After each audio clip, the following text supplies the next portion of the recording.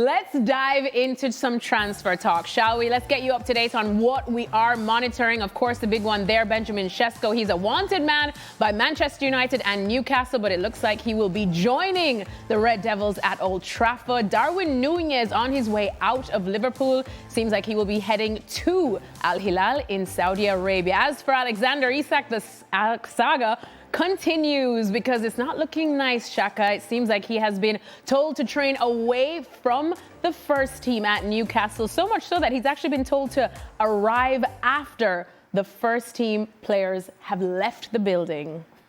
All right, Gab Marcotti is also joining us, and fresh from his luxurious vacation, Frank Leboeuf is also joining us as well. But Gab, let's start with you on Benjamin Šeško, because it looks like Manchester United will be the place for the Slovenian striker.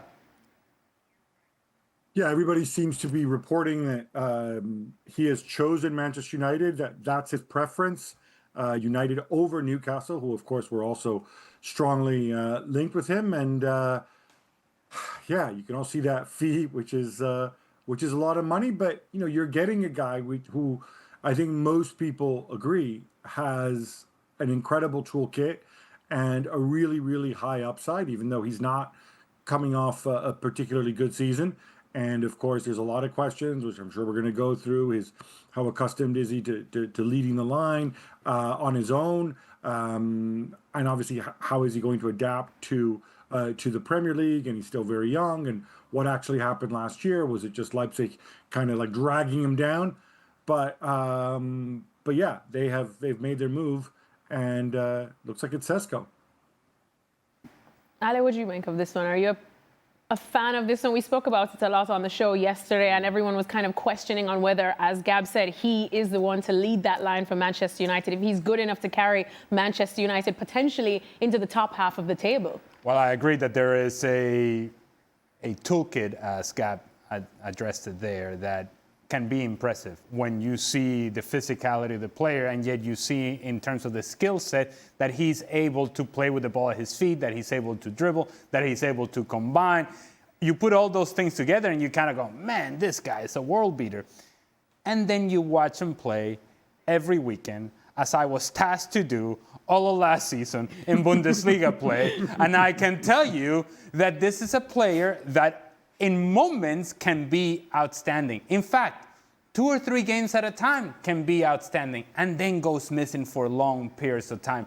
Look, he was in the same front line with Luis Openda and Xavi Simons. Players who in Bundesliga, and really in any league, should be very productive players. And when you look at Leipzig last season, part of the issue that they had is that for all the possession and ball control that they had in matches, they were unable to consistently put teams away by scoring goals consistently. And that's a word that I would use time and time again when I talk and describe Benjamin Šeško.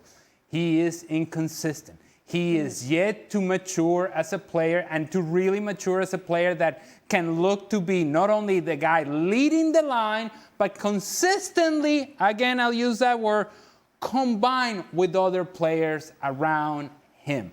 The talent and the skill set seems to be there, but he hasn't pulled it all together just yet. If you're a Manchester United fan, you hope that that's happening sooner rather than later. Frank, let me go to you on this one, because the offers from Manchester United and Newcastle were pretty similar. And we heard from Jan just last week when I asked him about the preference of the player, and it seemed like he always did want to go to Manchester United. If you were in his shoes, would you have chosen United now over Newcastle?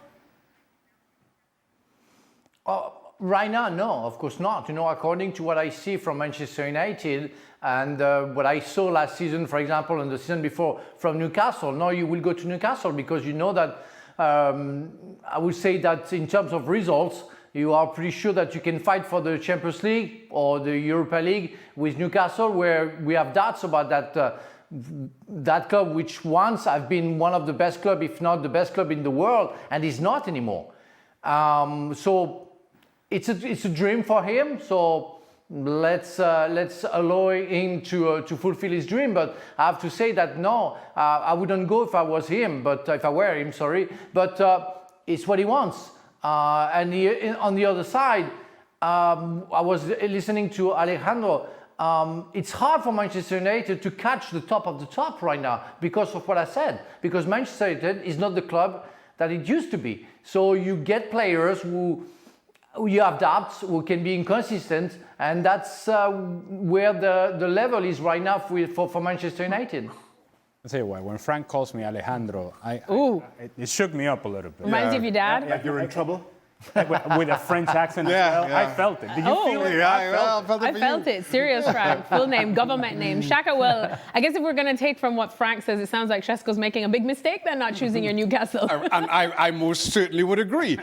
Listen, I'm going to try my best not to show my bias. But to Frank's point, while Manchester United have a history about them, where they are right now is not one that leans into that history. And at 22 years old, Šeško coming to the Premier League, trying to decide between two clubs. One, at the very least, has Champions League for this season. The others are, well, last season's finish was a long way off. You just wonder if that. I thought that would have been a greater motivating factor than a history of 10 or 15 years ago, or whatever it may be. Now, also to that point, while I as a player, and again, I understand it. As a player, you always back yourself. It's part of who you are. It's part of your identity. Every single player who makes it to this level backs themselves regardless. So he sees himself as that missing piece for Manchester United to go in there and make United who they were 10 or 15 years ago, as I referenced. But now, me being on the outside looking in, I question whether that's the right move for him. He's young. I don't think he's the player to lead the line for Manchester United in that way. He's still developing, and kind of given a lot of the dysfunction that you've seen around Manchester United, I question again if it's the best move for him and his development. Gab, you heard from the boys there. Anything you want to add before we push on? Yeah, no, just the flip side is from Newcastle's perspective, and this is what makes me slightly skeptical about the Newcastle side of it, is Alexander Isak is still a Newcastle player for the time being. There's no guarantee that he's going to leave, that he's going to move to Liverpool or whatever. If you're Šeško, I think you're also taking that into account. The possibility that, hey, what happens if Isak ends up sticking around? I know Isak can play on the wing, but are they really going to shift him on the wing to make room for me? So I think that played into it as well. But yeah, beyond that, I agree with you. He's a young player and he needs time to grow. And he will have asked himself, what is the right club for me to grow as a player? Is it United or is it Eddie Howe in Newcastle?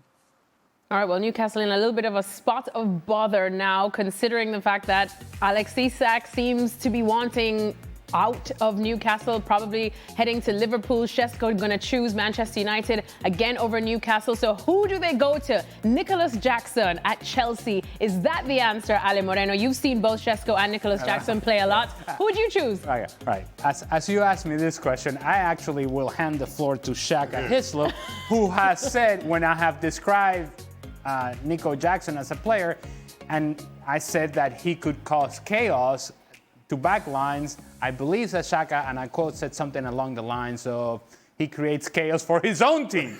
So you go, Shaka. You tell me, Nico Jackson, Benjamin Šeško. Listen, I'll be honest. The Nico Jackson option doesn't make an awful lot of sense to me, other than it being a financial one, a cheap and quick fix. But I just feel that there are other options out there. But if Isak leaves, surely they need to go for somebody. Absolutely, they have to go for somebody. Šeško was the preferred option. If he chooses Manchester United, then you have to start looking at elsewhere. Ollie Watkins certainly was a target of Manchester United, but they kind of were put off by his age. But if you need an immediate fix and somebody proven in the Premier League, Ollie Watkins is an option. We said Brentford, kind of given Brentford's mass departure this summer, available. He's only a year younger than Watkins, but still a viable option. For me, I just don't see Nicholas Jackson as being the person to fill any kind of void, let alone one left by Alexander Isak. That's the serious Shaka Hislop voice going down. Yeah. So you like Nico Jackson, so you're saying. I like him at Chelsea. Yeah. Let me just quickly go to Gab on this one. Gab, who do you think is better? Because looking at their stats over the last two seasons, not that much separates them. Yeah, I'd say one of the biggest differences is that Jackson did it in the Premier League, and Jackson did it at a big club in the Premier League, like Chelsea. So I think you would take that into account. The other tick in Jackson's box is that Nico Jackson can also come in from a wide area. You can stick him out on the left wing, and he can be pretty devastating. Coming inside on his right foot. So you give yourself kind of that plan B if Isak does stick around. Now I think somebody mentioned that Jackson is the cheaper option. I don't know cheaper than who though, because Chelsea are saying they value him at 80 million. That sounds like an awful lot of money. I think they're going to have to come down from that. They can come down from that because, of course, they've got 2 seasons of amortization under his belt, and they didn't pay a lot for him to begin with because I think they activated a clause in his contract when they signed him. Nevertheless, I just think they're very different profiles of players, and what you're going to run into and what Newcastle absolutely want to avoid is they have to get their timing right on this. What they don't want is to let Isak go and then suddenly everybody knows that they're sitting on 120 million, 130 million, and the clock is ticking, and then suddenly prices go up.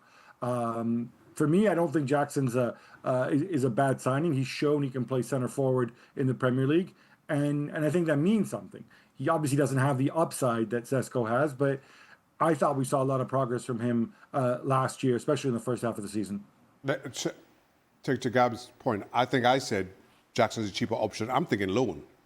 Nicholas Jackson signed, 9 years back in December, a 9-year deal or something ridiculous like that back in December. I'm already skeptical about Nicholas Jackson as any kind of a replacement. No, really? You don't say. What? let alone with an 8-year contract. He's actually that. signed until 2033. 8 years. So let alone 8 years behind that. I'm thinking a cheaper option in that maybe a loan is Chelsea may be willing to go for a loan while Newcastle figure out exactly who that longer-term replacement for Isak is. Frank, you had a little chuckle there when you heard Gab explaining what could be the potential details of this deal. Definitely not cheaper. 80 million, though, for Nicholas Jackson. What do you think of this?